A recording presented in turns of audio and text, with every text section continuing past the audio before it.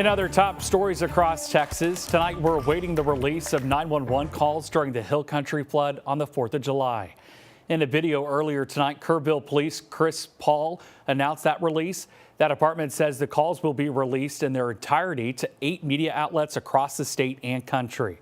119 people died in Kerr County when the Guadalupe River rose to dangerous levels. 2 people remain missing. The chief says they received a total of 435 calls during a 6-hour window on July 4th and warns that the calls may be hard to listen to. We want to caution the public that what you will hear on these calls is distressing. Some callers did not survive. We ask that you keep them and their family members, loved ones, and friends in your thoughts and prayers.